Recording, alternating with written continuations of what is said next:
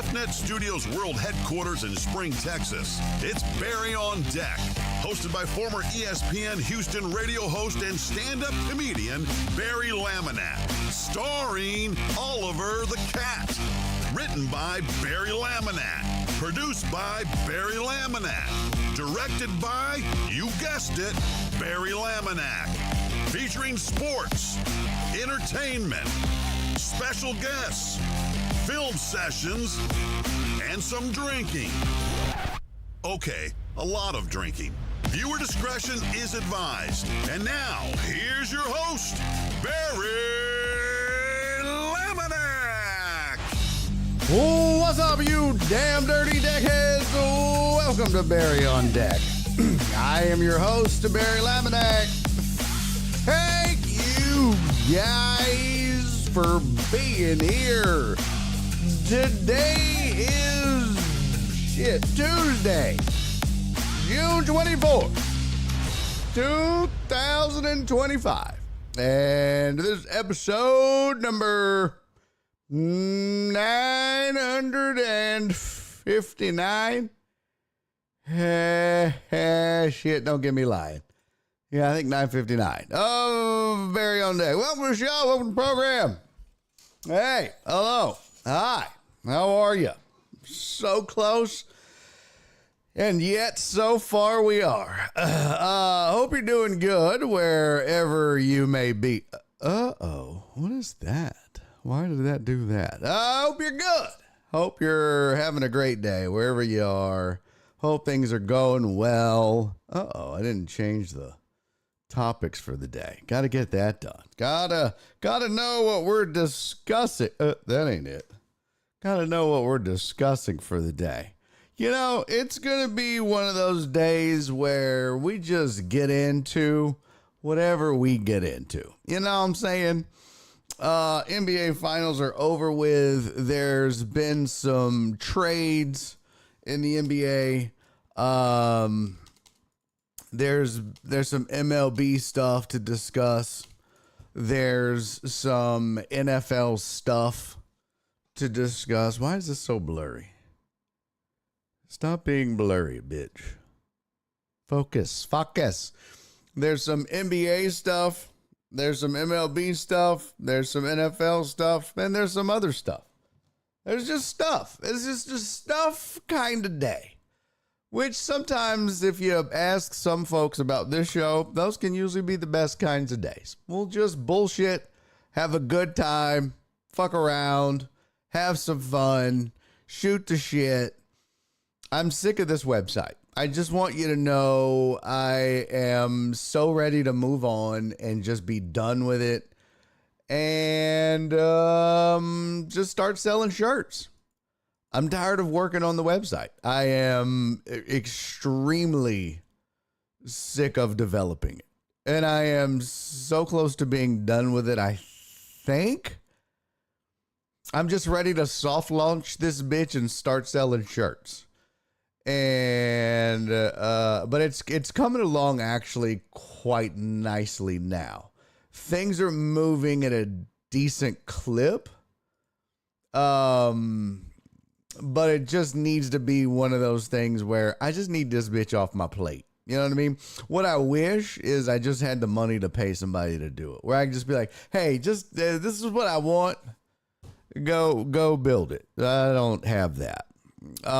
What's up, Tony? Tony said, I heard you got the stuff here.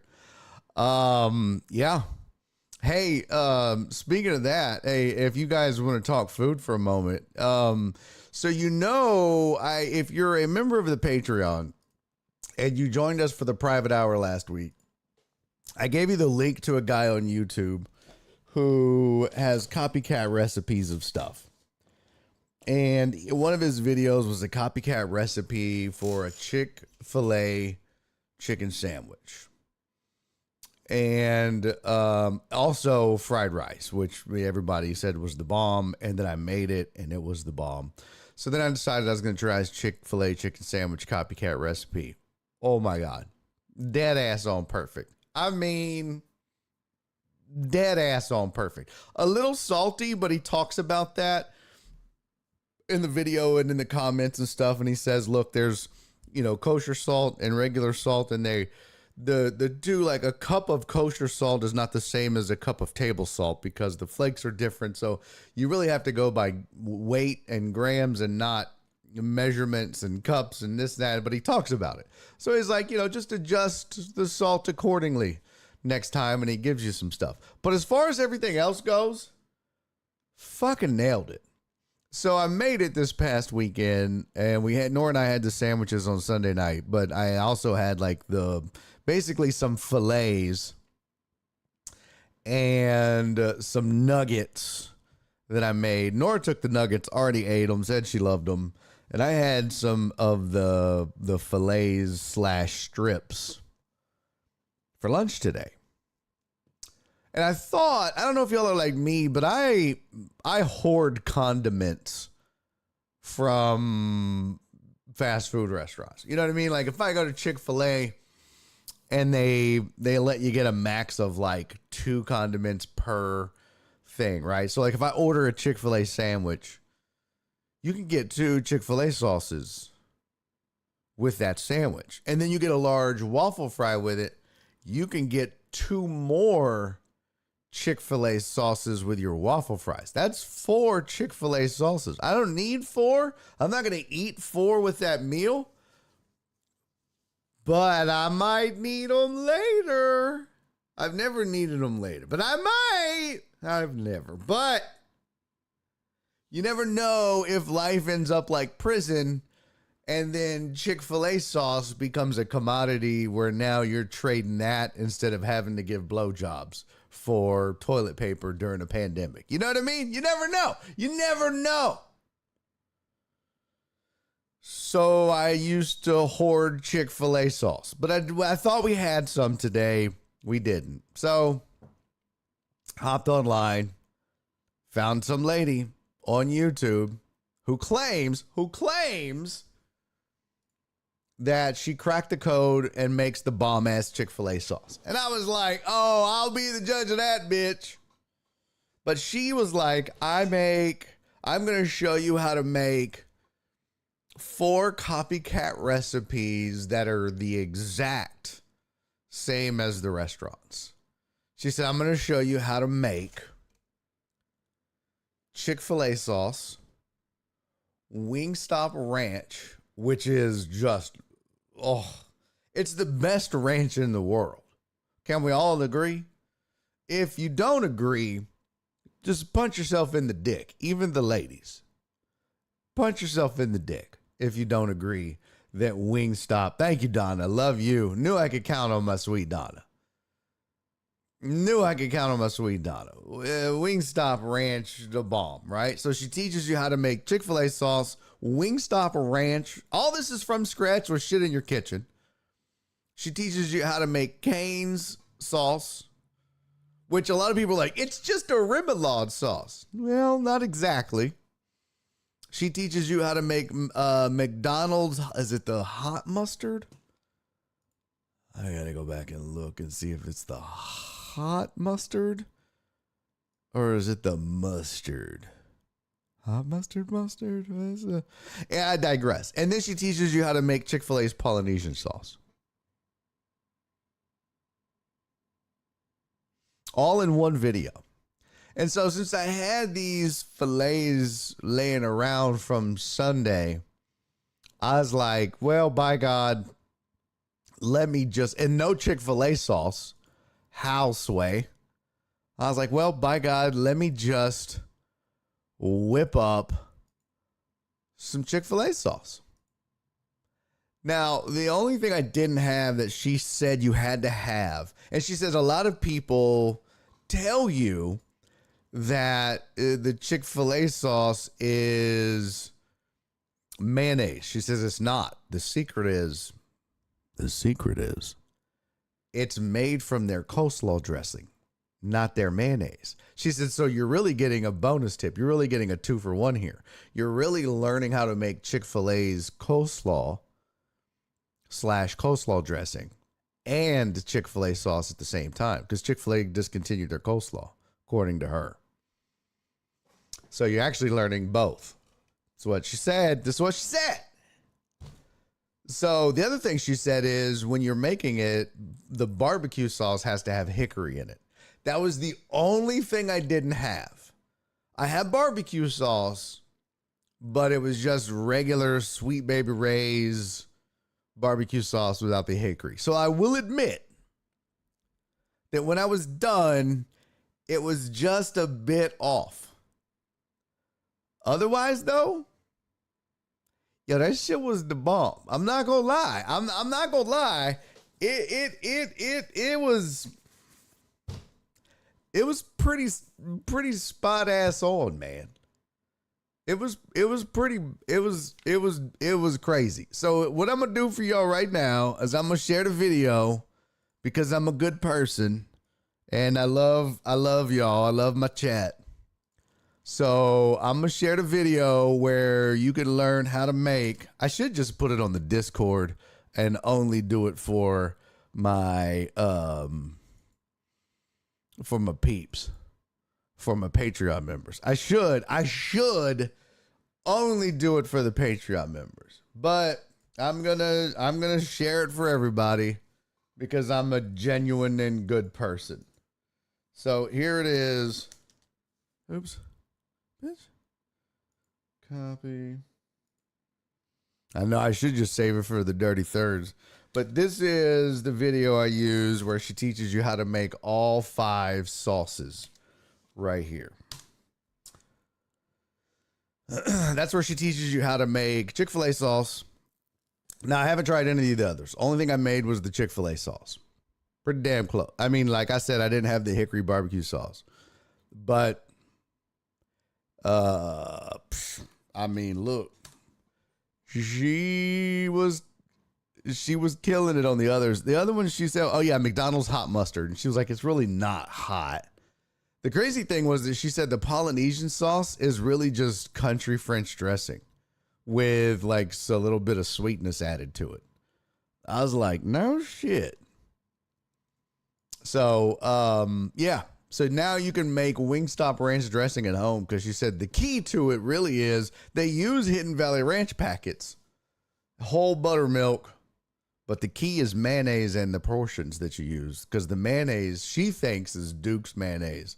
She also says she thinks they put a little sour cream in there, but she can't verify that. She says she does when she's at home, but she's not 100% certain. So just play around with it. It's whatever, but you're welcome. Go forward and make your delicious snacks. What up, Jesus? Missed you, homie. You been on vacay? You been out on vacay, pimp?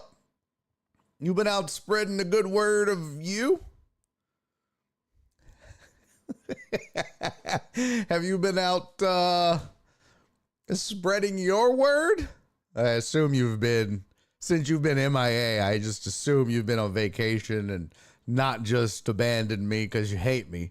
Even though, I ain't gonna lie, I'm glad you weren't here because shit got all discombobulated and it fucked up your birthday toast and missed it by like a goddamn week. Almost. I mean, I got it done in the same week, but it was supposed to do it on Monday and didn't do it until like Thursday. But I still got it in. I shouldn't even be saying nothing. You probably didn't even know. But I can't, you don't lie to Jesus. You know what I mean? You probably know. You saw it. You knew. The good news is someone in the chat reminded me that Jesus forgives. So it was the funniest thing, bro. We were dying. Party at Barry's compound with all the sauces. No, this ain't no damn weird, fat, Diddy freak off shit with sauces instead of baby oil. But this ain't no fat diabetic freak off, bro. We're not doing that. Why are you trying to come to my house, Alex? That's weird. You're a grown-ass man. Stay at your house. But I hope you had a good vacay and a good birthday, homie. And welcome back. It's good to see you here, my friend. Welcome back. Oh, Donna said she knows her. Well, not knows her, but says I follow her on Facebook and she whips up some pretty delicious recipes. Yeah, I just happened to randomly find her. I kind of liked kind of her directness and how, you know, she was just like, yeah, this is what it is. But yeah, she seemed to kind of have her shit together. So I dug it. I dug it. Yeah, it was good. The recipe that I made, it was spot on. And that's not the first time I've made Chick-fil-A sauce at home, but that one was the best. So use that link in the chat, and that'll be good for you. So there you go.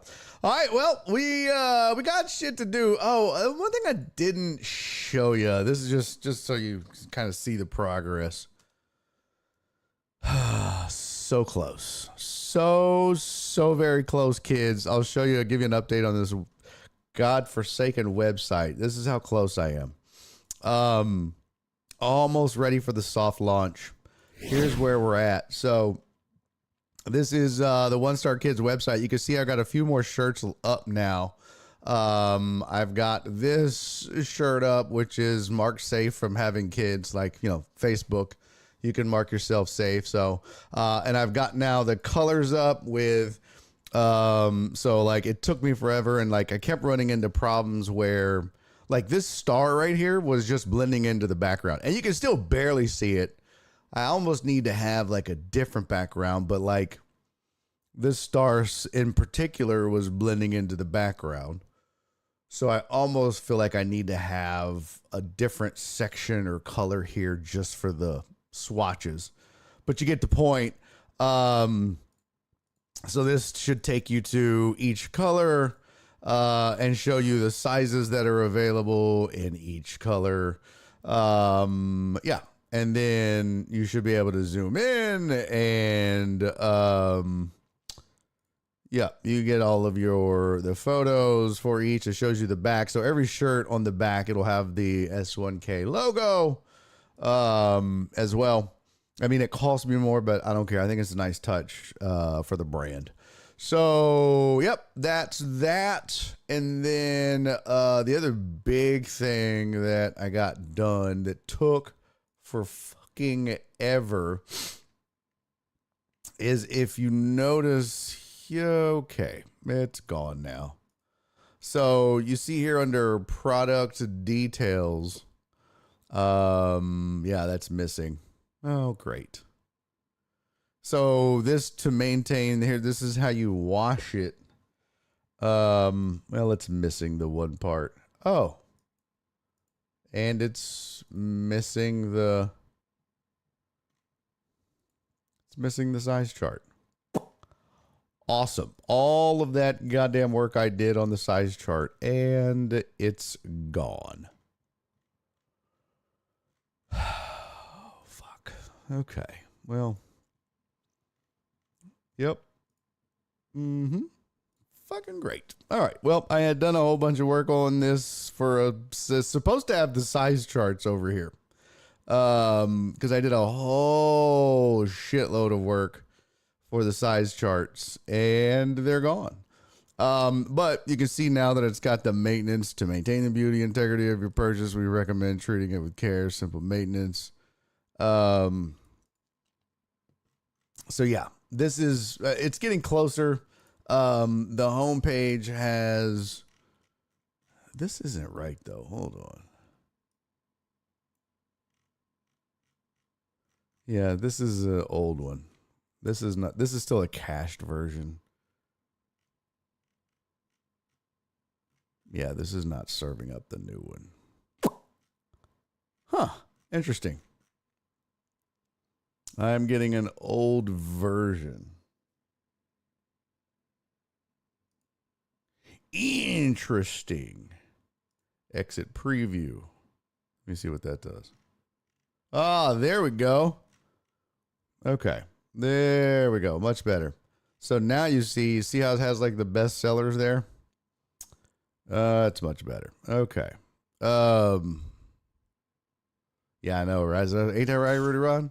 Wash with a little Duke's mayo. Right? Yeah, okay. This is much better. So you can see like it's got the best sellers and then the new releases and shit. I think I'm gonna flip-flop that and have the new releases up top.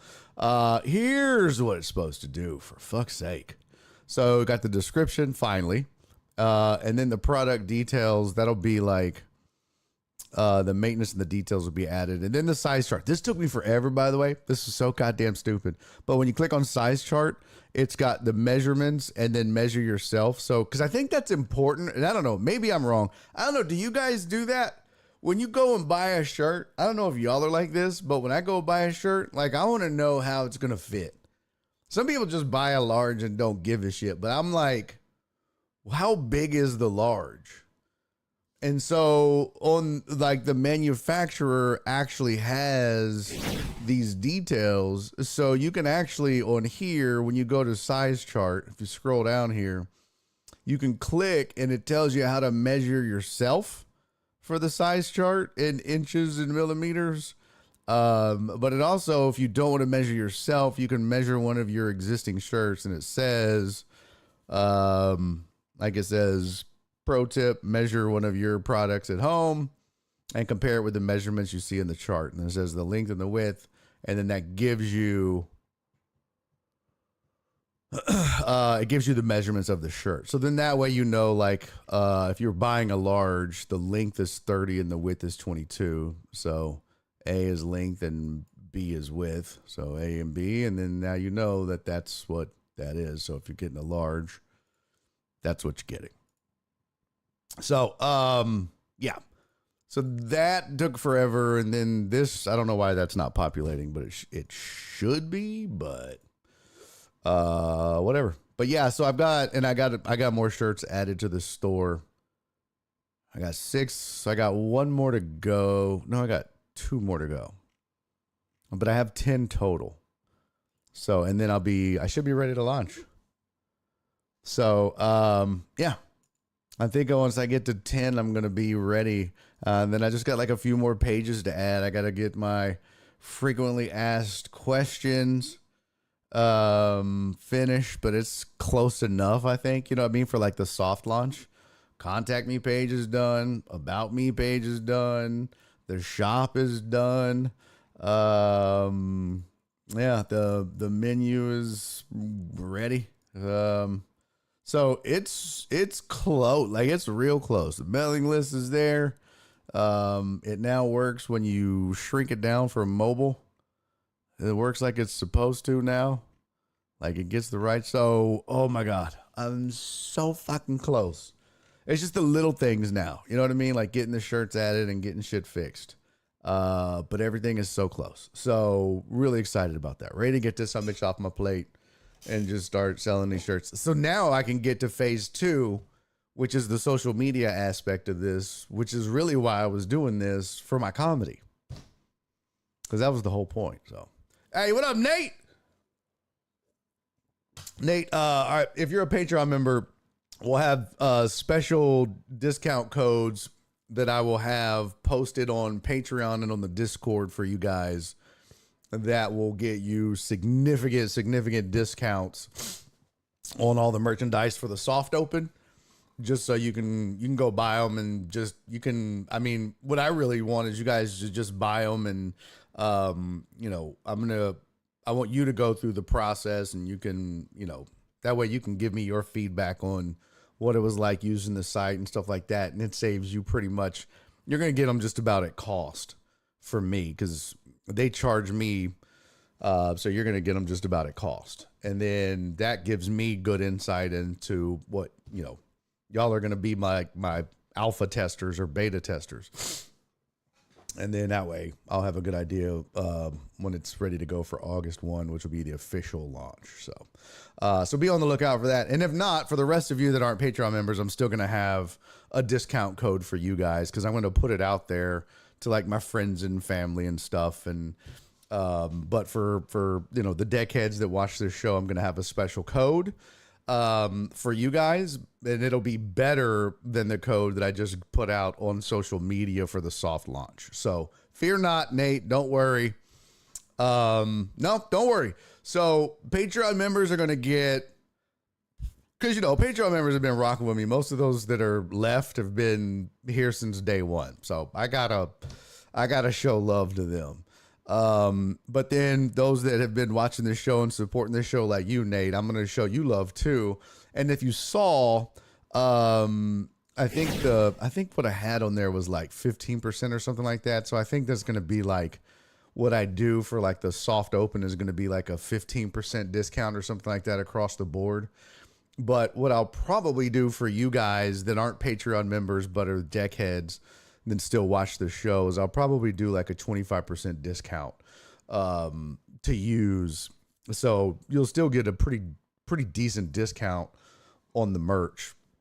Now, one thing I'm going to do first, though, is I got to buy some samples just to make sure just to see the print. So before I even open it up and start, because I don't want you guys to pay anything. And then I figure out, well, they print like shit. So I got to buy some first. So I got to do that before I get them, let you guys start buying them. So that's the next step. Once I get this done, I got to buy some. And then I'll start giving you guys your discount codes to go out and buy some shit. But I still got to put like the one, I had made this hat, but it got fucked up. But the one that looks like the North Face, this hat got fucked up, but this says fuck them kids. I got that one to go. And then I got a couple others like a hashtag FTK and stuff like that. So we'll get them up. No, I'm not guinea pigs, alpha testers or beta testers. Really. I'm the alpha tester. So, cause I'll be the original. I'll make an order. Nora will make an order. Yeah. I mean, I still have to pay. I'll be paying what the Patreon members are paying, essentially. So, all right, let's get to some sports headlines because there's a lot of shit going on. Despite, my dude, that is so crazy. I literally was just thinking about this man. I swear to God, I've been laying in bed this morning. And there was 4 people that I was like, after the show today, there are 4 people that I need to text. Swear to God, I swear to you, one of them was Joseph Blankenship. One of them was Billy D. Washington. One of them was somebody y'all don't know. And one of them was my dude Cisco. And here he is. It's like Beetlejuice up in this bitch. What's up, Cisco? Good to see you, Pip. Oh, man. It's good to see you, brother. Hope you're good. Hope you're doing well, my friend. Good to have you in. I'm still going to text you, but it's just good to see you in the chat. And not Tony. I also made a list of people I needed to make sure not to text. And the first name I listed was Tony. People to make sure to never text. Tony. Heck yeah! Anyone named Tony. Not just Tony the handsome. Tony Blair. Tony the Tiger. Tony Fritch. If he ever came back from the dead. Like any Tonys. This guy Tony I worked with at C-Trek. That dude was funny though.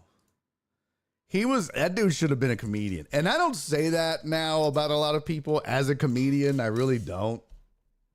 Because I don't think a lot of people should be comedians. I really don't. I don't think that about a lot of people. Donna, you know you're not chopped liver. Cisco knows why I'm checking on him. Where are all the bottles? Oh, over there on the floor because I have to 3D print a step so that they can fit back here because I just have the one. Tony is another one. I wouldn't text any of the 3 Tonys from the Tony group. Were they all named Tony, by the way? Or was that just randomly made up? I don't think they were all named Tony. I think that's horseshit. And wouldn't it have been weird if they were all named Frank? What a stupid fucking group that would have been, right? Frank. That would have been fucking dumb. That would have been the worst named R&B group ever.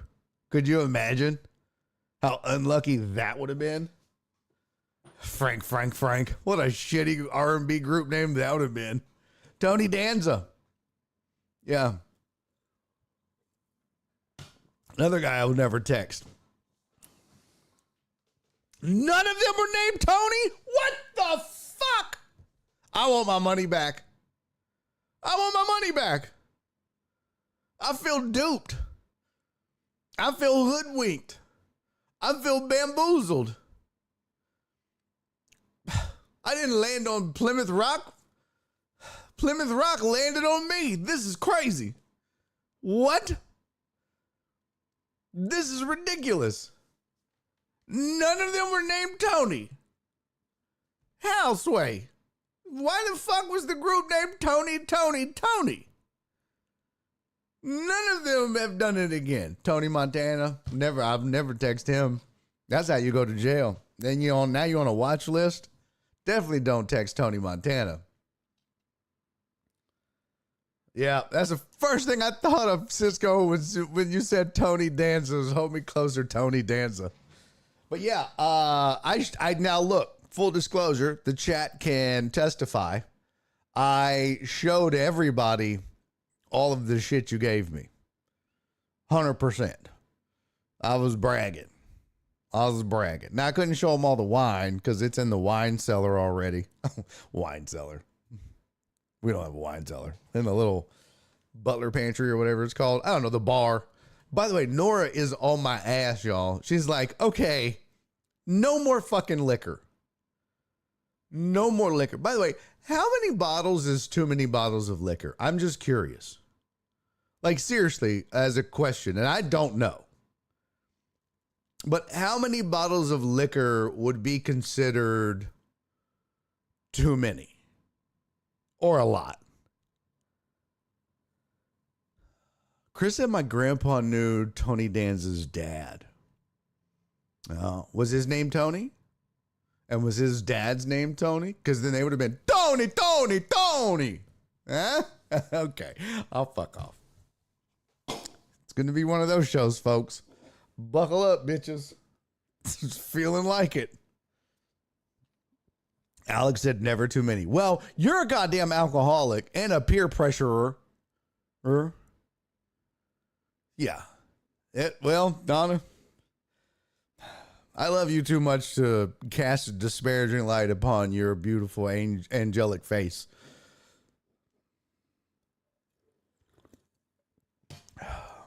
More than 4? Well, for fuck's sake. The fuck? More than 4 is a... Oh. That's... Are you serious? More than 4? Donna says, we all know I love bourbon.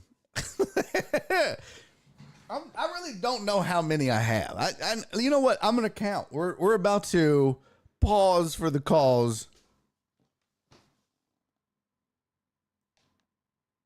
I kind of need to know now.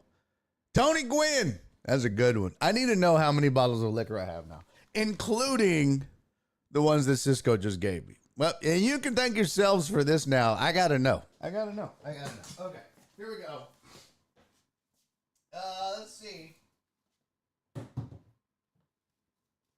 Hold me closer, Tony Danza.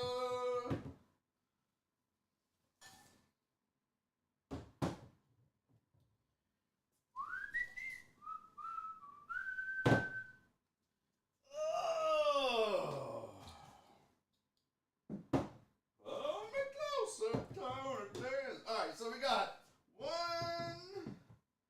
2, 3, 4, 5, 6, 7, 8, 9, 10, 11, 12, 13, 14, 15, 16, 17, 18, 19, 20, 21, 22, 23, 24, 29 there. That's 29 bottles all in here. That's 29. Now, some of those are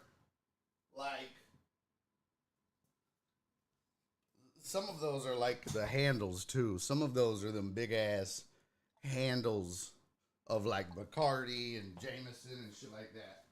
So, but that's 29. I don't think I have anything else over here. Oh no. Oh, rest in peace. That was Alan Denson's, the bottles he used to make everybody. There's a difference between collecting and being alcoholic. It's very true. Chris said, I thought the cabinet was closer. He's in a big ass room. Did you really? You thought? Hello! All right, that's 29. I'm going to go count in the liquor cabinet thing. I don't know how to. I don't think I can take you. Hold on.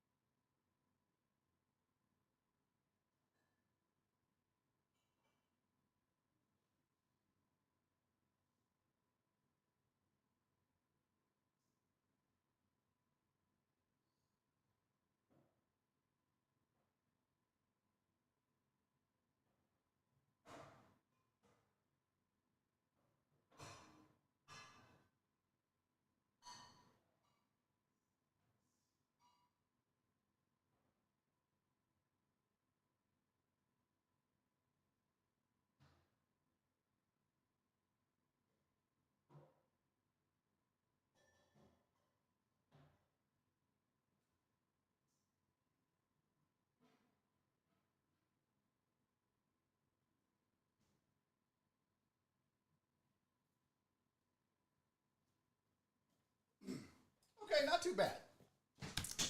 Not as bad as I thought. 28 over there. So 29 here, 28 over there. And that doesn't count the wine. So 57 bottles. That's not bad. Is that a lot? That's not, I don't think that's a lot. That doesn't seem like a lot. Most of it's whiskey. Most of it's whiskey. Yeah, most of it's like whiskey and scotch. I don't think that's bad. 57. There's a little vodka mixed in.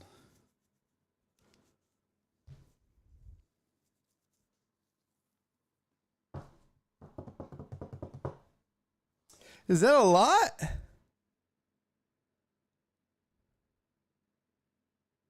Chris said, I don't think I've owned 57 bottles of liquor in my 45 years on Earth. Really?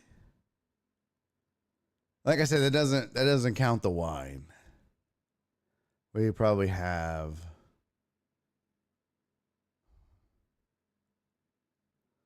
I don't know, 35, 40 bottles of wine. I think we have a problem. I think we may have a problem. Yeah, Tito's is not a Texas vodka any longer. I didn't know that. They've gone the way of the Whataburgers, huh? God damn it. Ugh. Damn it. Cisco said if you're buying them for yourself and drinking them every day, that's one thing.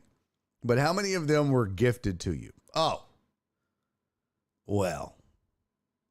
That's a whole other thing. I mean, for goodness sakes. Shit, Cisco, you just gave me what, 6? Cisco just gave me 6. Oh, Frio, which is distilled and bottled in Galveston. I don't know, but is it good? Look, I'm all for supporting Texas stuff, but it's got to be good. You know what I mean? Like, I'm not just going to support something from Texas if it's trash. You know? Like,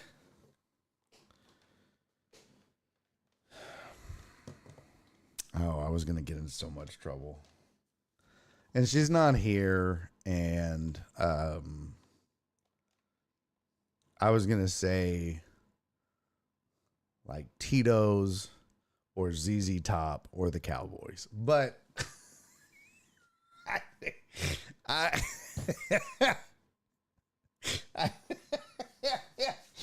didn't want to get in trouble because someone would tell Cece, and it was a joke. It was a joke. Okay? It was a joke. Chris said the guy with 57 bottles of liquor is discerning in what he buys. Yes. None of this is cheap, and most of it was a gift. Okay? Barry, hear me. Get shot glasses and do a taste test live on air of them. No. Alex, you are the worst peer pressurer. Why do you do that? It's like you are trapped in high school. Like, all you want me to do is get drunk and make a fool of myself. No. I am a respectable member of the media. Okay. Oh, I like how Chris is like trying to what's it called? What's it called? Not throw shade, but I like that was nice. That was nice. Oh, I bet I can. Like, yeah, I'm not fucking 10 anymore, guys. It's not gonna work. I'm trying to think of how many of those. Now look, the top row, this row up here, all of that is Prideful Goat. I bought those. I had to buy those. Okay. So all of that is Prideful Goat. There's another bottle of Prideful Goat right here. The bottle of Jameson, and then there's 2 bottles of Bacardi that were gifts from the Deckettes. This was from Christopher Hart. That's from Christopher Hart. This is a gift from Christopher Hart. And so was this Balcones. This was a gift when I was on the road with Jerry Wayne Longmire from Bad Brad's Barbecue.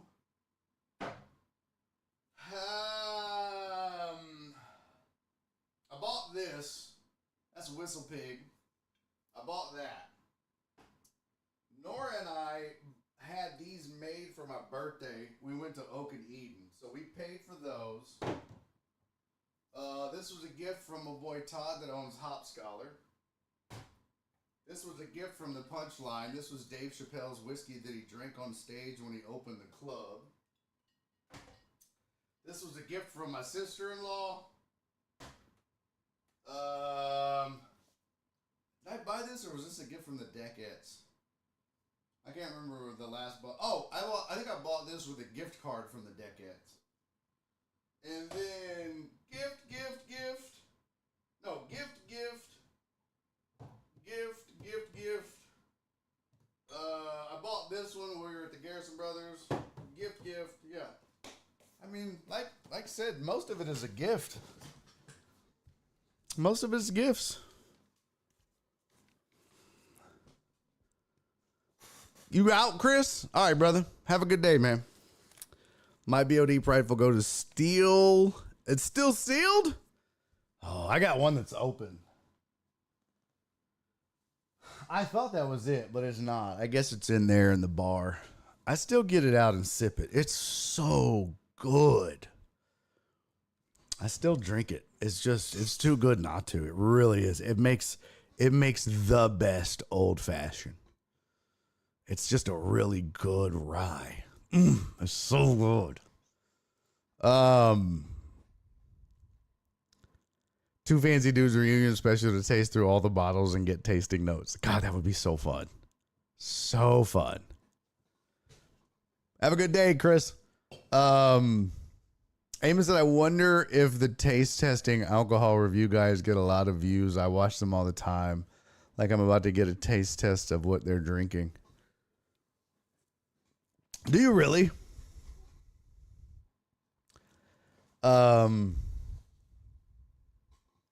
You said, I wonder if the taste testing alcohol review guys get a lot of views. I watch them all the time. I'm about to get a taste of what they're drinking. Oh, like them about. Well, who are you talking about? Philly Sports Pride said the important thing to know here is Barry loves alcohol. You know what? Honestly,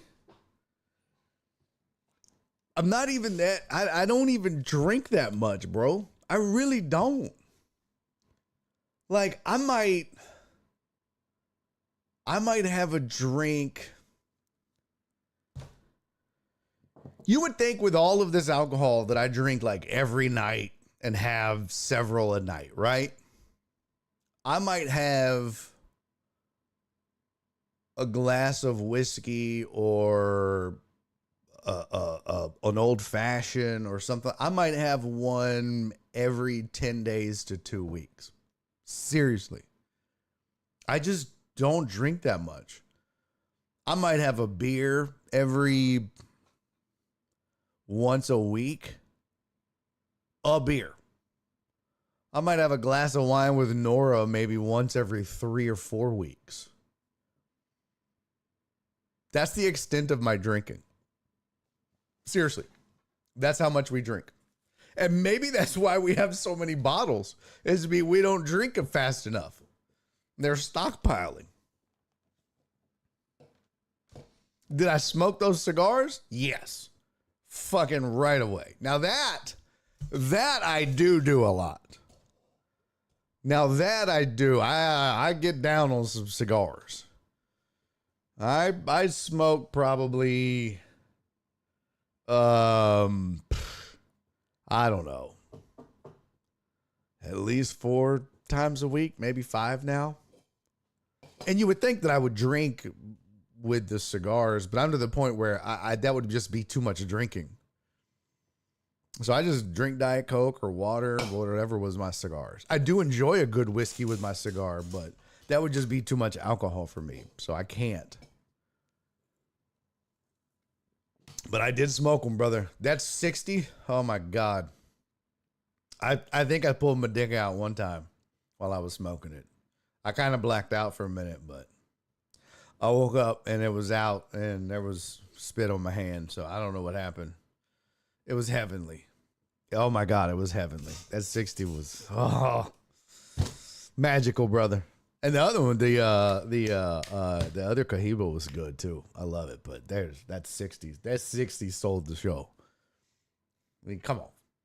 I'm a Rocky Patel guy. And the 60, come on, fam.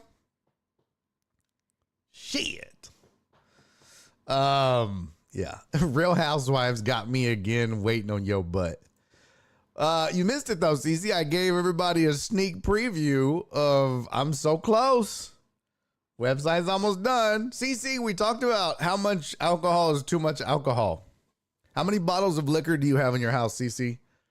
I kind of wanted to know. How much? How many bottles of alcohol do you have? I'm curious.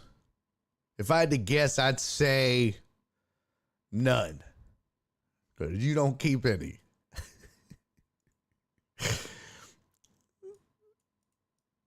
Am I wrong? Be like, if I got a bottle, I'm drinking a bottle. That's the motto in CC's house. By the way, CC, I wanted to thank you. You weren't here yesterday, so I didn't get to thank you. Yeah, John said full or empty. I didn't get to thank you, but I got to play golf this past weekend for the first time, literally for the first time since I lost my golf clubs. Well, it was before that too. But I think the last time I played golf was when I did that show for the Houston Open. God, when was that? That was...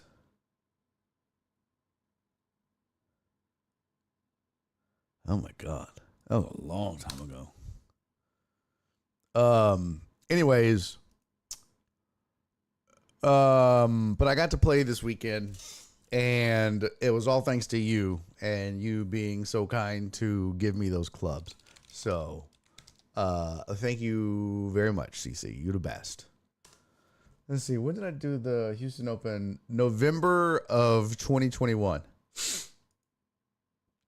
That's the last time I played golf.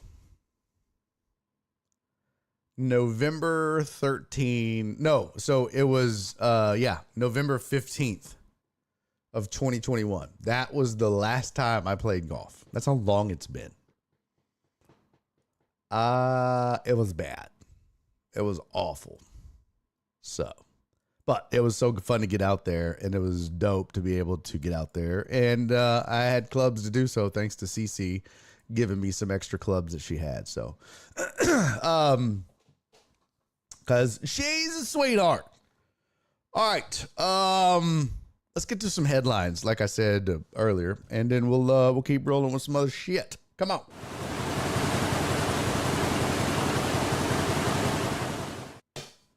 All right. Here's your sports headlines for the day. I don't know why that got a little Cosby in it, but it did. Don't watch your drinks, folks. Here we go. Oh, that reminds me. Hey, look at there. Hey, look at there. We'll do that in a minute. Sources tell ESPN trade has been made in the NBA. Couple of trades, actually. One of them, the Pellies have pulled off a trade, and they traded CJ McCollum and Kelly Olynyk and a future second-round pick to the Washington Wizards for Jordan Poole, Sadiq Bey, and the number 40 pick in this year's draft. That's according to Shams Charania. Wizards shift from Poole to the veteran McCollum, who has an expiring contract. Washington now is expected to approach $100 million in projected cap space in 2026. Pelicans get younger with the addition of Poole and Bey. McCollum averaged 21 a game. Poole was pretty close to that. What was Poole? He was like, I want to say he averaged like 20 a game. So it wasn't far off in that regard. What did he average a game? Yeah, 20 and a half a game last year. So, I mean, the Pelicans get a scorer. Let's see. Stats.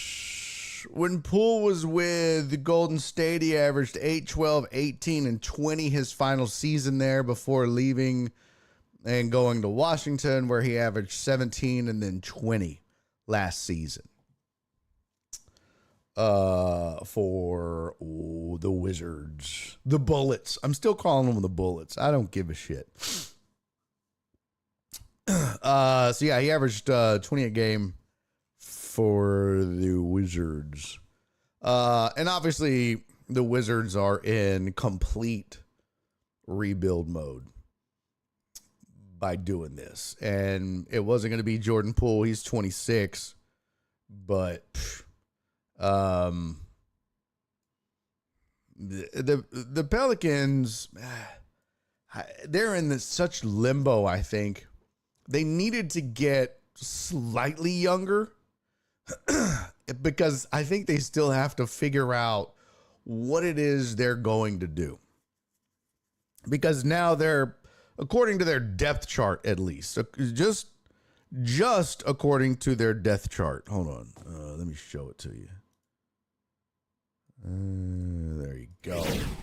Just according to their depth chart. Dejounte Murray, Jordan Poole, Trey Murphy III, Zion Williamson, Yves Missy, whatever.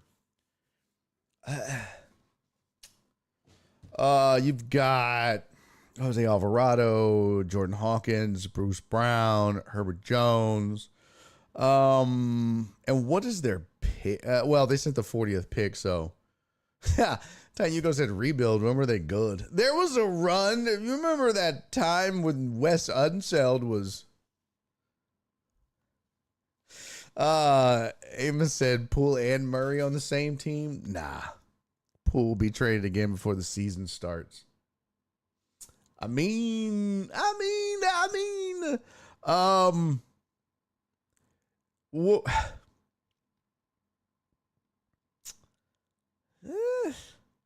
let's see. You had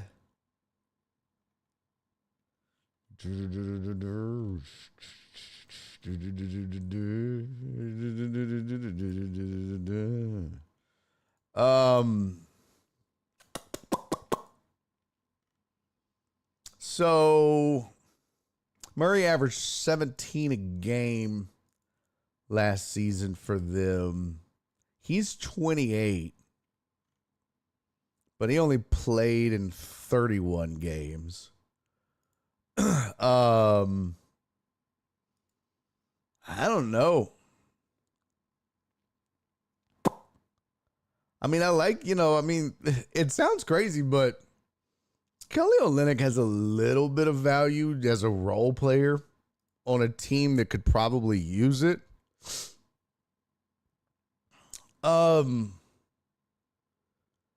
Especially behind Zion, who's obviously always hurt. Well, see, so Dejounte Murray is listed as a shooting guard. Jordan Poole also listed as a shooting guard. But they have Dejounte Murray listed as a point guard here. I just don't know. I mean, Trey Murphy's listed as a shooting guard, 21 points a game. That's the thing about today's NBA. Those kinds of positions like that, like anybody brings up the ball, right? So I don't know that it's like, I don't know if that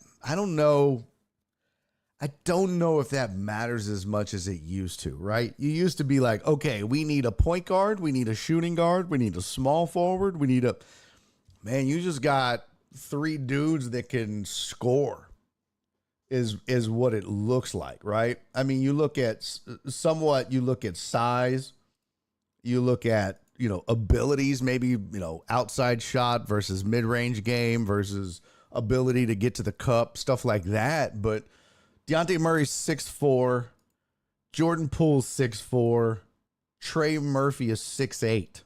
He's 25. Jordan Poole's 26, and Dejounte Murray's 28. Hey, what up, Mina? I mean, look.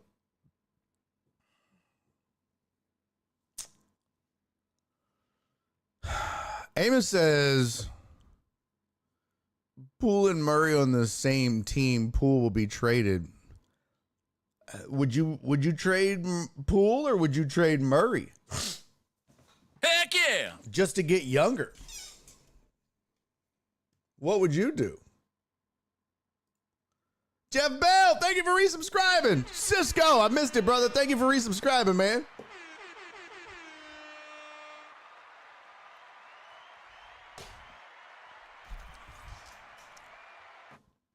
So Nola and DC traded from the same. What? So Nola and DC traded from the same? I don't know what that means. That was a weird trade, in my opinion. Oh, traded for the same. Gotcha. Well, no, it was, New Orleans got younger. It's like the article basically said. New Orleans got younger and the Wizards got an expiring contract. So they're freeing up cap space. They're moving on. And they're about to retool or rebuild and overhaul their roster. The Wizards are, and the Pelicans got a scorer, but they got younger. So they lost a veteran, but they got they didn't lose any scoring, and they got younger. So, and they still got some depth with Olynyk to back up, at a power forward position. So, which you're going to need all of that you can get behind Zion. I don't know. The only thing I could think, and I don't know a ton about their games, but if I look at, I just want to look at their stats. Outside shooting, Trey Murphy shoots 38% from 3. Jordan Poole shoots 34%. And Dejounte Murray shoots 34%. Okay.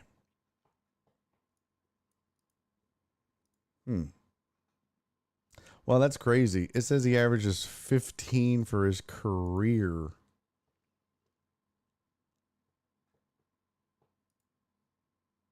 And this averages 16 for his career, 13 for his career. So they just, let's see, 45% from the field, 43% from the field. He shot 39% from the field. I mean, this kind of looks like 3 of the same dudes, really. So, yeah, maybe they do have to move one of these cats. Let's see what they got under advanced stats. Points per 40, rebounds per 40, assists per 40, 23, 3, and 5. What is this? True shooting percentage, assists per 40. Oh, that's pretty dope. I didn't even know ESPN had advanced stats on there. Well, let's look at that. 21, 8, and 9 for Dejounte Murray and his advanced stats. Rebound rate, usage rate, turnover ratio, 12. Oof. Assist ratio, 25. True shooting percentage, 49. Okay. So he was 21, 8, and 9, 49%. Jordan Poole was 28, 5, and 6. 59% true shooting percentage. 29% usage ratio. Trey Murphy was 24, 5, and 4 with a almost 60% true shooting percentage. That's crazy. I don't know, man. They do kind of look like the same dude. I mean, on paper. I don't know. I just don't know enough about their games.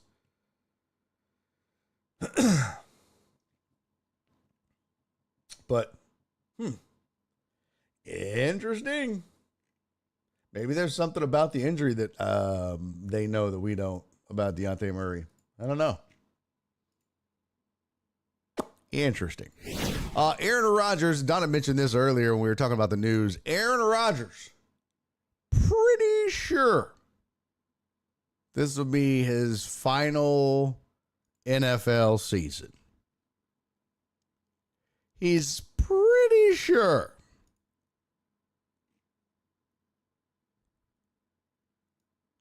Pretty sure.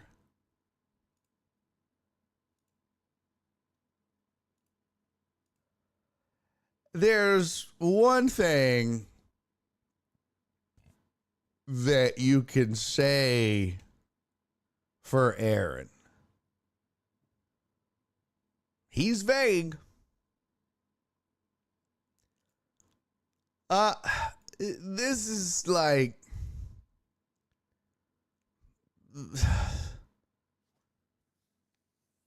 come on, bro. It's so very vague. Now, I didn't watch the Pat McAfee show today, so I don't know how he said it. But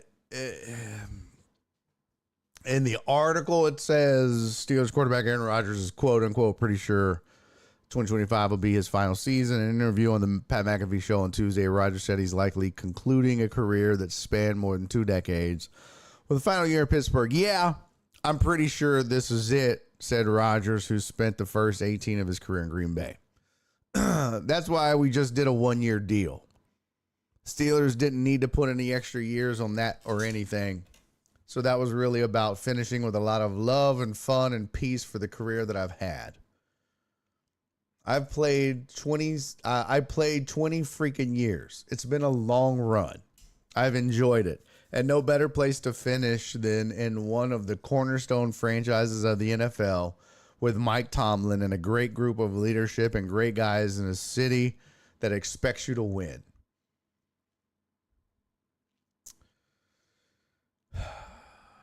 This is after a prolonged decision-making process where he pondered retirement. Rodgers signed a 1-year, $13.65 million deal just before reporting to mandatory minicamps this month.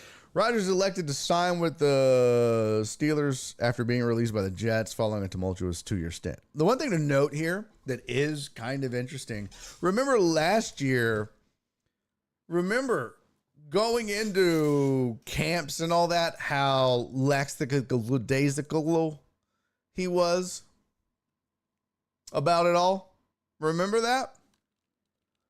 I gotta find that video.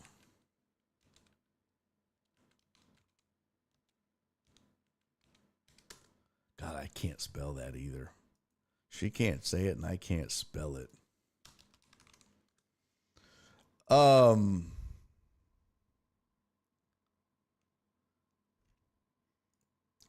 But if you recall,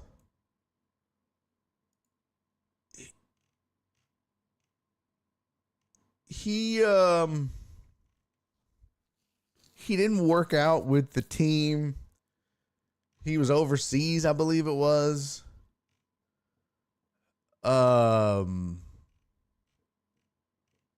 So let's see. Hold on. Rodgers not with team.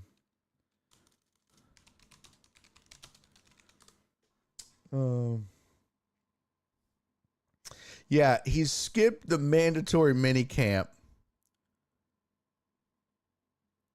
with what Robert Saleh explicitly deemed an unexcused absence. Rodgers was traveling on a pre-planned trip to Egypt. Trip was originally scheduled based on a previous year's schedule, but the dates overlap with minicamp. While the absence was considered unexcused, the team was aware of the trip and not concerned about its impact or impacting the season.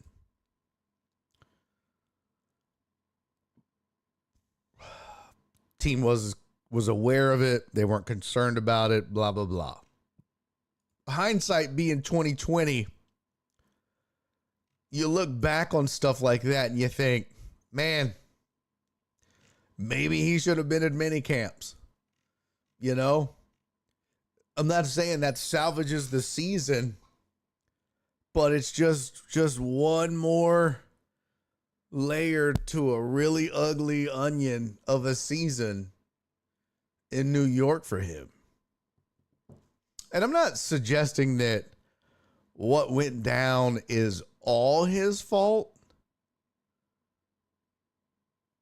but I'll tell you whose fault it wasn't was Robert Saleh. And he was the scapegoat. He lost his job. But the Jets defense wasn't the problem last year at all. So it's good to see he learned his lesson.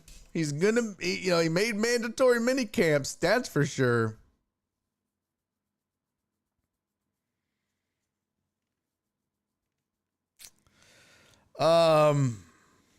So he's in. That's the good news. And will he retire? Blech. Let's hope so. He says he's going to. You know what? I'll say this. Do I care? No. Do I want him to? Yeah. Why? I'm sick of talking about this motherfucker. I'm so tired of talking about Aaron Rodgers. I could give a fuck about this dude from now on, man. Just go away, bro. Just go away. You used to be great. Hey, what up, Lordy? What's up, man? Good to see you, Lordy. How you doing, pimp? Long time no see, Lordy. Hope you well, man. Kiss my ass, Nate. How dare you, sir? How dare you? Nate, that's grounds for a time and out, bro. The fuck is wrong with you? Sir?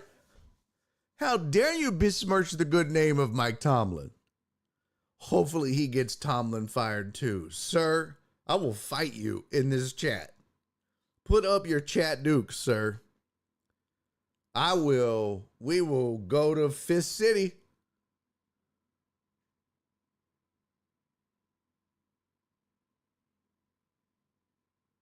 That's what's wild. The Steeler fans it's crazy to me. It's like, you don't even know how many teams. Mike Tomlin will be out of a job for 1 day. 1 day. Max. And if it's more than a day, it's because he chooses to take some time off. Max. I guarantee you, from the time that he is let go, he might not even make it out the building and have another job. It could be from the GM's office, the walk to his office. He could probably tweet, just got fired. And by the time he makes it to his office, he could have a job. That's how valued Tomlin is in the NFL as a head coach. I just want you to know that. Like, no, I get it. They go 7-10 this year. No, okay, and then the playoffs and the failure. I'm just telling you. I'm just telling you. There are probably at least 20, if not 25 other teams. Maybe it's at least 20 other teams that will be on the phone. Hey, yeah. Come on. But don't y'all have a head coach? Hey, man, don't worry about that. We'll take care of it, Mike. Come on, baby. The jet is being fueled. It's on its way. Say less. We have already faxed you a contract. You faxed it, man. What you doing? I'm old, bro. I'm an old billionaire. I don't know how this shit works. I don't know how to twat or tweet or whatever. You know, they don't know how to do that shit. Lordy said Prime Aaron was not human. Aaron has been playing since I graduated high school. It's wild. Yo, Lordy, that is crazy, isn't it? That's crazy. You probably grown with kids. Aaron has been playing this entire time. You done grown up, become a man, and had a family. And this man has been playing the entire time. You have developed into a man, had a family, raised a kid, taught them how to become a man. And this whole time, Aaron Rodgers has been out here fucking up the NFL and then just fucking up franchises at the end. Crazy. ZZ said, I like Aaron. I'm glad he's not on my team, but I like him. Well, that's two different things. Prime Aaron was not human, though. No, don't get me wrong. Prime Aaron was nasty. Prime Aaron was top 2, top 3, maybe the best in the NFL when he was at his peak. But he's not now. And the problem is you have to be able to recognize that. You cannot continue to operate like you are the best, even when you are not. Right? You cannot continue to expect to be treated like the best. You've earned a certain amount of respect and leeway, but you don't get to, you're not Patrick Mahomes right now, bro. You're Jackson Mahomes, barely, like.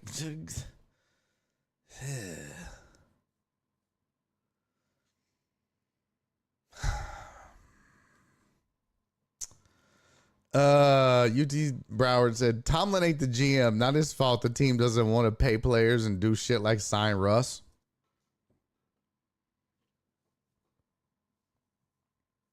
There's that too. There's that. Tomlin can only work with what he's got. Now, I will say, UT, in the Steelers' defense,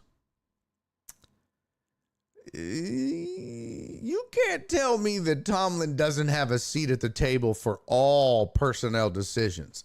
In as much as, we'll put it in Rockets parlance, in as much as Ime Udoka has in what goes on in the shaping of the roster for the Rockets.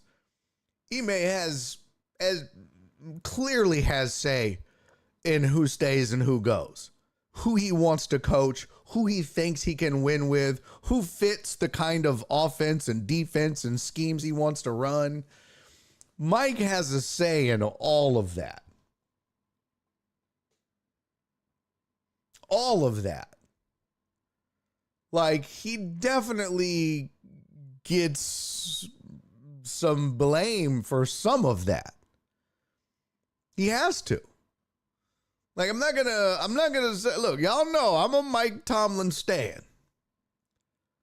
But some of these roster deficiencies are also on him. Even the great Mike Tomlin can huff his own farts sometimes and be like, I can win with anybody. I mean, he kind of has, though. He kind of has. But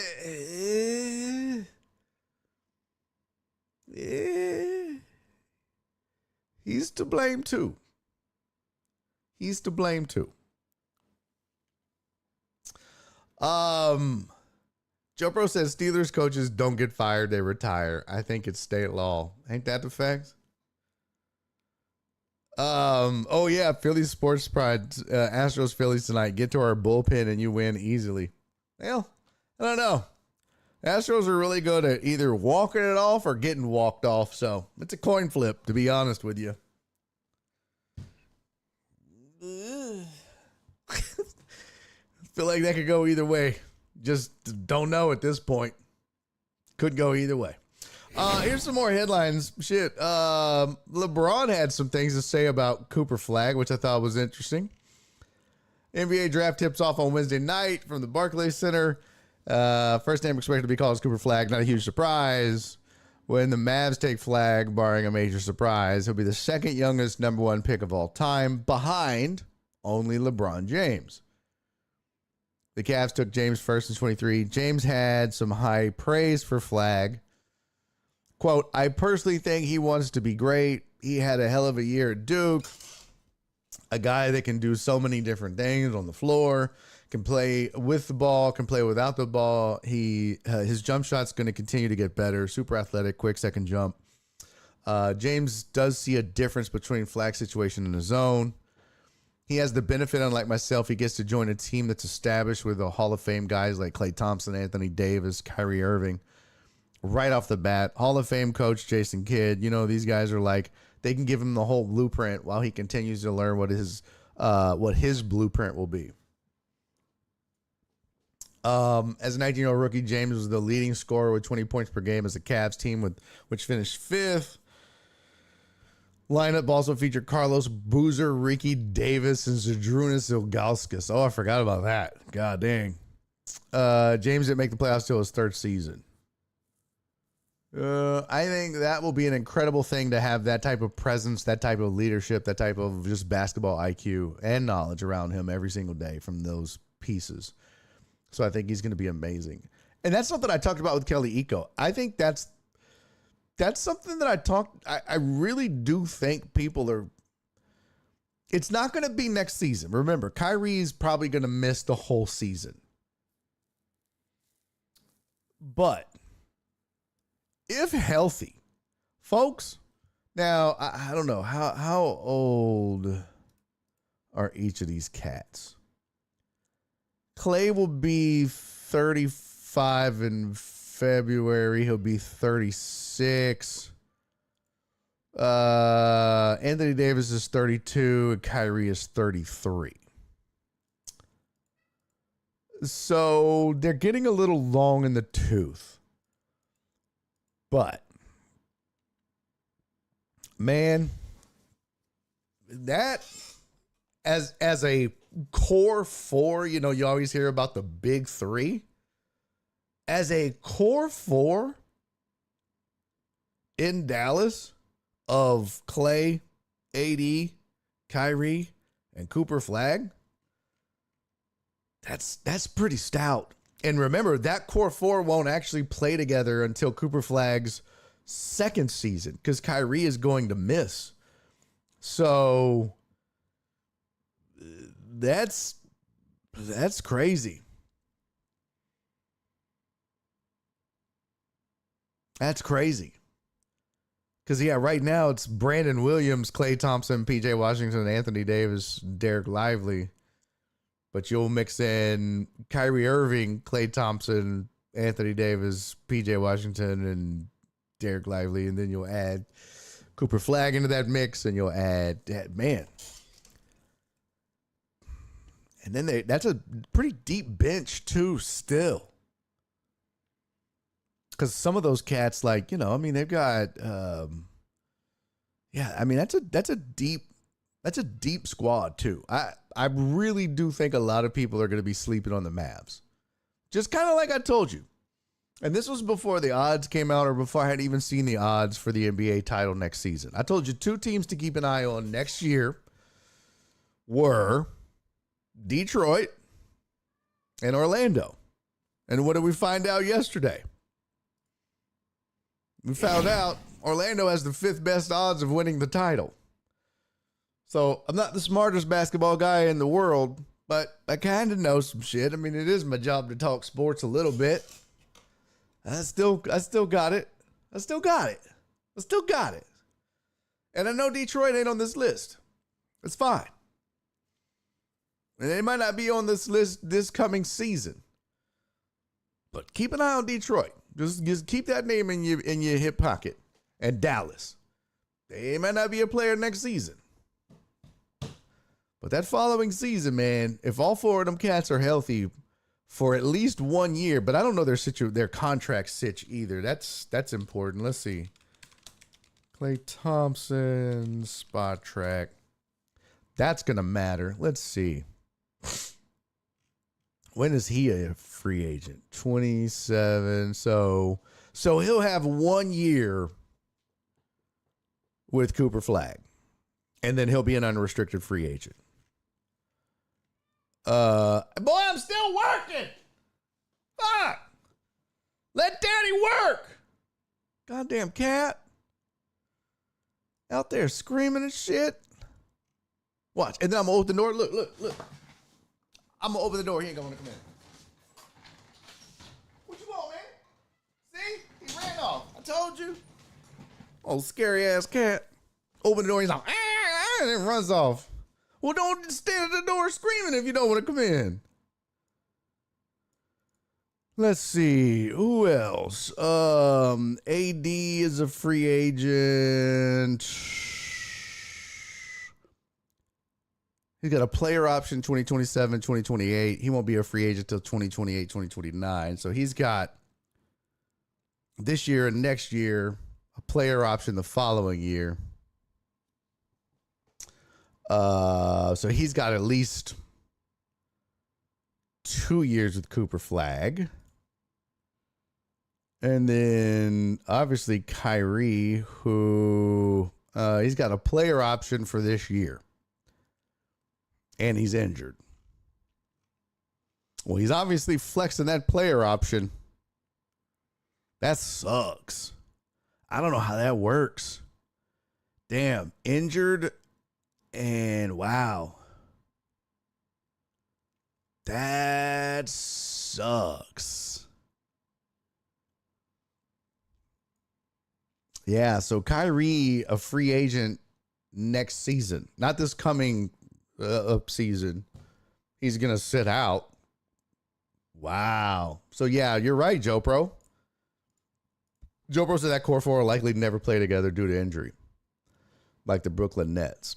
And even if they do re-sign Kyrie, which they'll have the most money to do so just because of the way basketball structures things, they'll have the best opportunity to do so. And, you know, maybe Kyrie does want to stay. It looks like Kyrie's agent is his mom, Shatilia Riley Irving.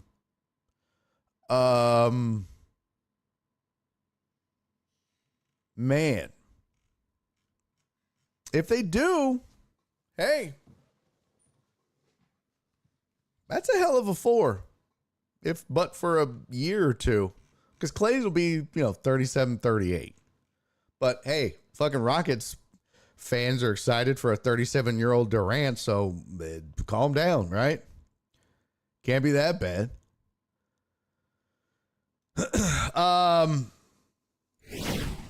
The Knicks are interviewing the Wolves coach, the T-Wolves coach. They're still, that's so crazy to me. The Knicks are wild. The Knicks decided, hey, you know what? Fuck it. We're making the move. We're going to fire a coach that has done better for our franchise than any coach in the last 2 decades or more. Oh, there it is. Led the team to the Eastern Conference Finals for the first time in 25 years. We're going to get rid of him with no backup plan. And just a wing and a prayer, get shot down twice, and then off we go. So it says that they are interviewing Timberwolves assistant Micah Nori for the team's head coaching job. Knicks have done formal interviews with 3 candidates, Nori and 2 former head coaches, Mike Brown and Taylor Jenkins. Nori, 51, has been an assistant with Minnesota since 2021 under Chris Finch. The Timberwolves this month denied permission for the Knicks to interview Finch for the job. Nori has also worked as an assistant with the Pistons, Nuggets, Kings, and Raptors.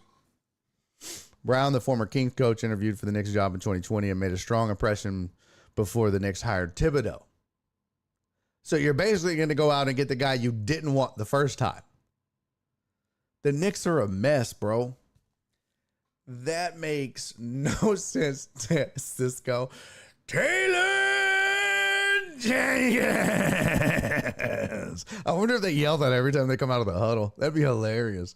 Or the PA guy, when he does the team announcements, they just get the Leroy Jenkins audio and do that instead.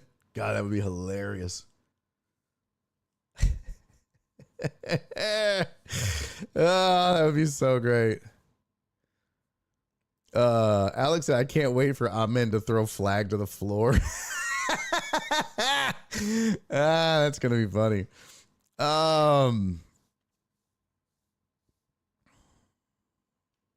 Let's see. LeBron to Dallas just because he's not ring chasing. Psh, no way. That's a good point. Cisco said, gets to choose an established team. LeBron chose to get drafted by Cleveland. Facts.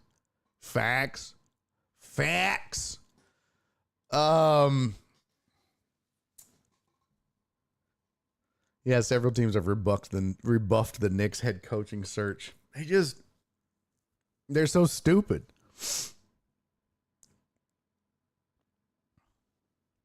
You had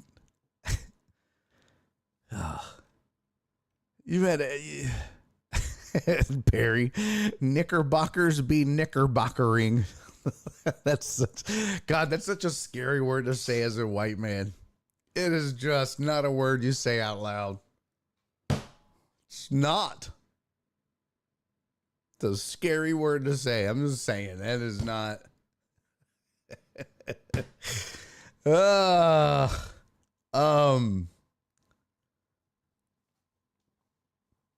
What does this see? Says Jenkins was fired in March, served as the Grizzlies coach since 2019-2020. Same season Morant was named Rookie of the Year. Grizzlies made 3 postseason appearances with Jenkins, with 1 playoff series win. The Knicks should hire Stephen A. Smith. Oh my God. You know what? I don't hate that, Titan Hugo. I don't hate it at all. In fact, I love that idea. I love it. I love it. Even doing this for a living, I love the fact that somebody should be like, hey, bro, you're so fucking smart. Here, you do it. Oh, no. You know everything. You're the smartest man on the planet when it comes to sports. Right here. You be the GM and the coach. You know everything, Steven. You're the smartest man ever, Steven. You fucking do it. You get the first take and the last take, Coach. Coach Smith. Go. You think we're such a sham-ass organization? You think we're such a bunch of bums and bumbling morons and idiots? Go, GM Smith and Coach Smith. Show us how it's done, buddy. Show us what to do. I would love that. Because then you'd see Stephen there. Whoa.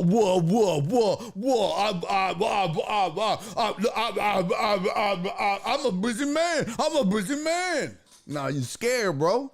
You scared. Because it's like I said a couple weeks ago when he got caught playing solitaire at a finals game. That man don't even watch sports. He's got people that watch that shit for him. And I'm glad there's finally proof of it. I've been telling y'all this shit for years. That man don't watch sports. He don't even make his own takes. If you really listen, it's obvious. He barely knows what the fuck he's talking about on most of this shit. Barely. But ESPN will throw him on anything. Boxing, UFC, MMA, fucking WNBA. Just because he's loud and brash. And they're paying him an ass load of money. And they're like, put him on this. Got to get the money somehow. And then he just goes out there and he talks in circles around shit. He don't ever say anything of substance about anything. He's handed his takes. He's handed the information. And he just makes shit up. And when he loses an argument, he goes to marriage 101. If you're losing, just talk louder. By the way, that's a pro tip. That's a pro tip. If you're married or in a relationship and you're losing in your arc, just get louder. That's what Stephen A. does on First Take. That's what you should do in your marriage. It works every time. Just get louder. Unless you're married to a Mexican woman like me. And then they will stab you in the gut. Prison style. That's why I don't do it. But it works like if white women, my ex-wife, I would just get louder. She started in that shit and we'd arguing and I would just get louder. And then she'd shut the fuck up. I won. I don't even know what the fuck we were arguing about. But I just get loud. I can get loud. I'm loud. I'd win the argument. I don't even know what the fuck I said. She didn't either. It was just loud. I won. I mean, I'd sleep on the couch and no sex. She wouldn't talk to me, which that's a win too. But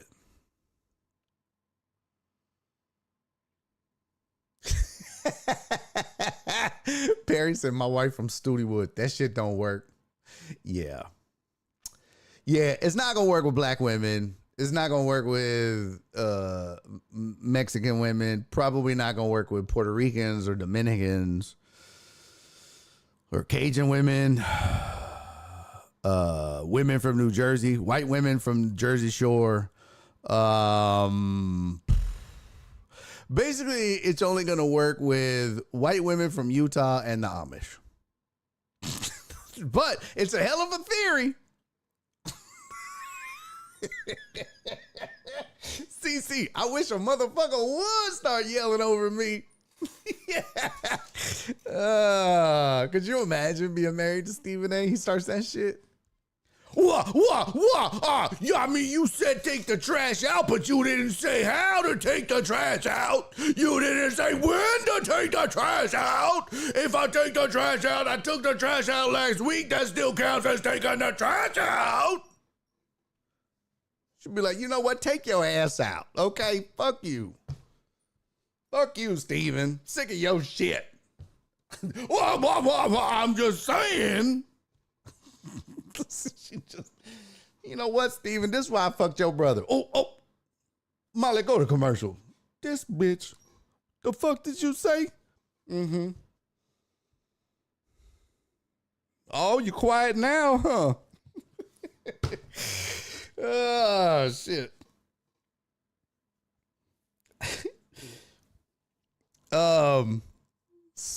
Hey, what up, Jamal? Smith is insufferable. He just got famous hanging on AI's nuts. Yeah. Kind of like Brian Windhorst with LeBron. Ain't no different. Brian Windhorst ain't shit. Let's be real. Brian Windhorst ain't shit. But he was hanging with LeBron. And now all of a sudden he's a basketball insider on ESPN. The fuck out. Tibbs had to tell the owner SMD, oh, suck my dick in the meeting. That was just stupid. You think, yeah, I don't know. I mean, they're now down to hiring assistants of the people they wanted. I mean, you think about that. That's like, think about, this is what's happening to the Knicks right now. Seriously. This is what's happening to the Knicks right now.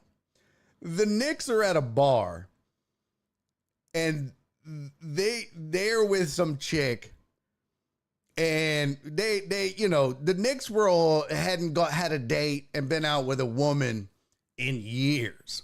And they finally get some chick to go out with them. And they're at a bar. And now they see some hot chick across the bar. And so the chick they're with, they're like, hey, yo, scram, beat it. I don't want you no more. Now that I'm out and I know I can get chicks, you got to go, baby. And the girl's like, what are you talking about? You wouldn't even be here if it wasn't for me. You'd never be able to go out. And the Knicks are like, just go, girl. Look at me. Obviously, I'm hot. You're here, aren't you? Go. I got my eye on this lady across the bar. And the Knicks saunter up to this hot chick at the bar, and they're like, what's up, girl? And the hot chick at the bar was like, you better get away from me. What? You better get away from me. Oh, busted ass boy. And the Knicks are like, what? And now they done ran off the chick that they came with, and the hot chick don't want them no more. So now they're just like, damn, I just got to talk to their fat friend. How you doing? The fat friend's like, I like sandwiches. Knicks are like, fuck. What's your name? My name's Shirley. Fuck. What's up, Shirley? What do you like to do? I like to eat. Fucking obviously. Fuck. Can I get your number, Shirley? 320. Not your weight, bit. Fuck. That's the Knicks right now. They dumped the chick they were with to go after the hot chick at the bar. The hot chick didn't want them, so now they're stuck trying to pick up the hot chick's friend to take home to sleep with. Because they can't get nothing else. The Knicks are a mess. This is where they're at. The Knicks can't get wrong right. It's terrible. You get what you get. Nick's out here just having to fuck the fat friend. I look, and I feel bad. I probably shouldn't be calling Micah Nori the fat friend. I mean, they did want Chris Finch. Chris Finch was the hot chick. And the T-Wolves were like, nah, you can have a fat friend, though. That's where they at.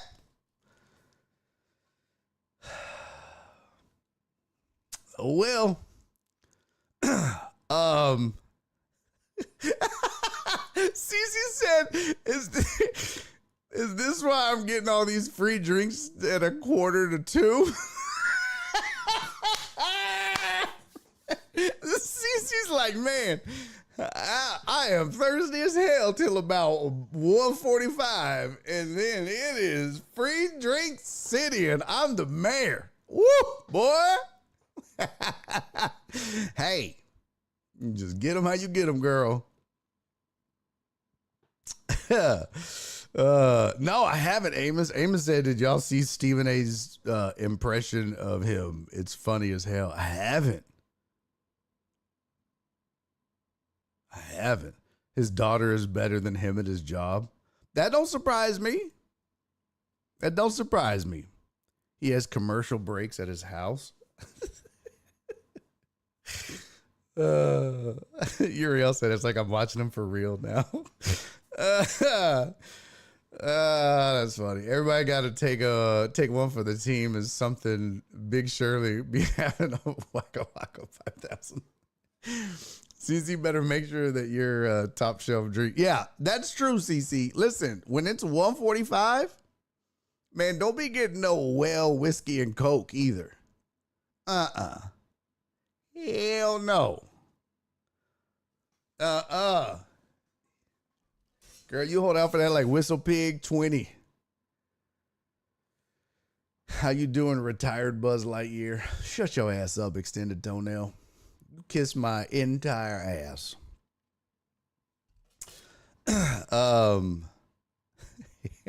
She said at that point they all taste the same. Well, John Jones retired. Is he really avoiding Tom Aspinall? I think he beats him. I saw a quick note on that. And I mean, look, Daniel Cormier said he doesn't think Jones is. And if I'm going to believe anybody, it's probably the man that hates him more than anybody and knows him better than anybody. And again, I haven't kept up with the UFC in years now, but I would tend to believe Cormier in what he said. Jones has always been that cat that's going to do what he does, including he's going to retire when he wants to fucking retire. He's going to do what he does. So, here you go. Here's a couple more, and then we're going to get the fuck out of here. This was all I had today. The White Sox have given a minor league deal to Noah Syndergaard. You might remember him. Thor. Remember how good he was for like a week? Man, that dude was nails back in the day. Well, he hasn't pitched since, 2023? Yeah, it's been like 2023. He pitched for LA and Cleveland in 2023. But there was a run there with the Mets where this dude was dominant. And nobody wanted to face this dude when he was healthy. But that was the big problem, is dude just could not stay healthy. Like he started 24 games in 2015, 30 in 2016, 7 in 2017. And then he 25, 32, then 2, then 15, then 9. So it's like, 32, then 2, then 24, and then 18. It's been injuries on top of injuries. And his ERA after leaving the Mets, it was decent with Anaheim. He had a 3.83 ERA. And then 394 in 2022. But he left Anaheim that year, went to Philly, and he had a 4.12 ERA there. And then he had a 7.16 ERA at the Dodgers and a 5.40 ERA with Cleveland. That was it. He was done. And he's been out of baseball ever since. So he's just never been that healthy, unfortunately. But man, he was feared. And the last thing, comedian Shane Gillis is going to be hosting the ESPYs on July 16th. And the only reason I bring this up is I find it interesting. You know, there's these, you always hear about people getting canceled. You always hear about people, their comedians' careers getting destroyed for things that they said in the past. If you'll recall, Shane Gillis lost a gig on Saturday Night Live that he got the gig and never did one episode because a podcast episode surfaced of him saying racial slurs about Asians. And I think other people. And so they pulled him from SNL. And that was it. And so he wasn't allowed to. I don't know why this stays out of focus. This is weird. I need to turn that off. And so Gillis was kind of, you know, I mean, obviously he was upset about that. That's what he really wanted. And he went away. He Joe Rogan'd with the bros. And that's a segment that is kind of, it's a niche, I guess, in a way, that you kind of can't cancel. The Joe Rogan circle, that fan base, they don't give a fuck. You can just say awful shit or say crazy shit and no one cares and they'll forgive you. And I mean, look at that. There was a 7-minute video of Joe Rogan saying the N-word. He's doing just fine.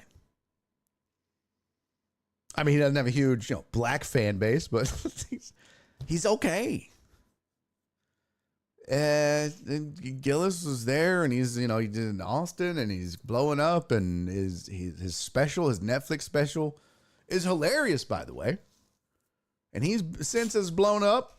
He has since gone back and hosted SNL, full circle. Imagine that. So I guess you can be forgiven. And now he's hosting the ESPYs. So all's well that ends well, I guess. I wonder if he's just going to go full on Office. Remember that episode of The Office when they did the Dundies? And let me see. This will be Shane Gillis. Hold on. Oh, let's see.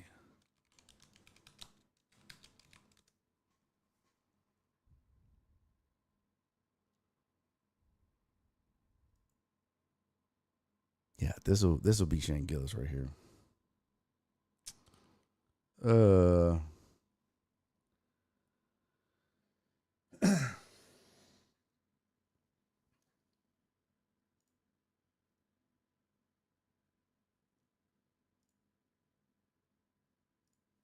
This is so great. Bowen Yang okayed it. What? Yeah, Tony said Gillis is meh. His special was hilarious, by the way. I thought it was very funny.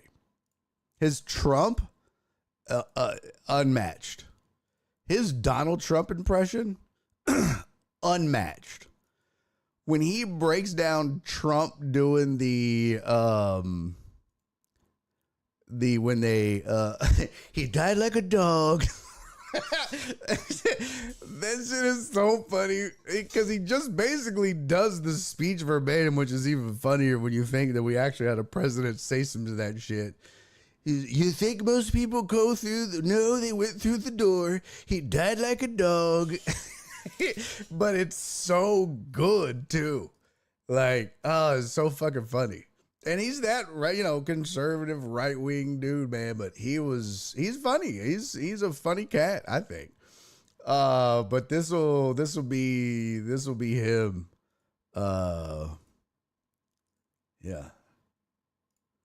This will be the ESPYs for sure.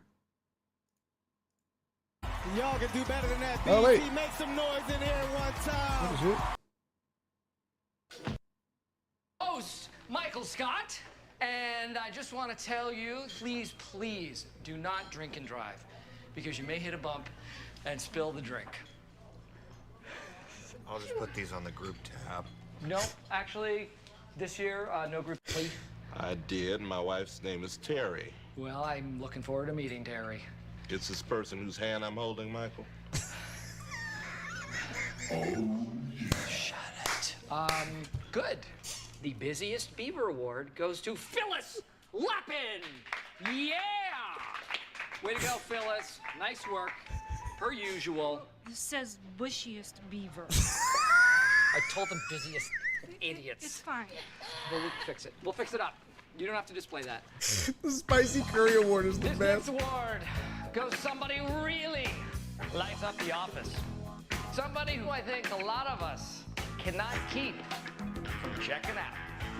The hottest in the office award goes to Ryan the Temp. Yeah! Ho! You sexy thing, you. Here you go.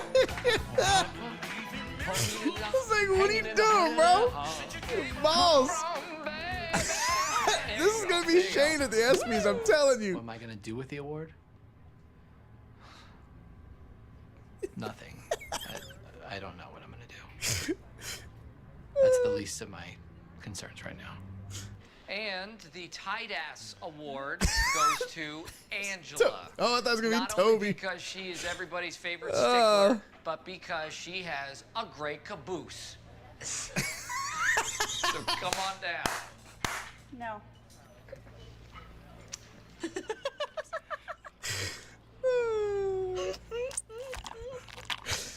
I think those might be empty. So great. because the ice melts. This is and some then of it's the best like a writing of a sitcom Second. ever. So It's great. freaking hot in there. Now I know what Bob Hope was going through when he performed in Saudi Arabia. Man, I got Dwight sucking the funny out of the room. But, you do what you can do. Here we go. Early with the cue. There we go. I just need the Spicy Curry Award. All right, yeah. Oh, no, where is it? Sing another song, dude. You know what, guys? We're just having a kind of everybody can enjoy their food. Is for I went. Yeah. Rolling. Oh, okay, this is the Fine Work Award. This goes to Stanley. Last year I got great work, so I don't care. All know what award Pam is going to be getting this year. It is the Whitest Sneakers Award because she always has the whitest tennis shoes on. Oh, I think this is probably the Spicy Curry Award because it's. Ladies and Oh, gentlemen. Oh, here we go. where is it? Oh, did I miss it? For this award. Oh man, Okay, first off, my kids. did I miss it I already? couldn't have done it without them. Thank you. Let's give Michael a round of applause for emceeing tonight because, Oh fuck! Where did it go? and also because of Dwight too. Damn, So, I done missed the Spicy Curry finally, Award. I want Oh to well. thank God Wait, what? because God gave me this Dundee. Are you serious? In Saudi. I think. Amos, don't you've have to never sell it. seen one episode of The Office? Oh, hell no. Hell no. How, Sway? That's unacceptable. There's one part on that. I can't find it now. But there's one part on that where he gives the Spicy Curry Award to the Indian chick in The Office. This is the funniest, most racist shit. Oh my God. It is so amazing. What?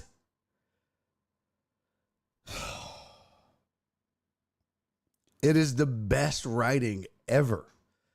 It's literally some of the best sitcom writing ever. At 7,012 easy unacceptable. Oh my God. Thank you, Tony. Thank you. Thank you. It is top 5 of all time. Get your ass out, Amos.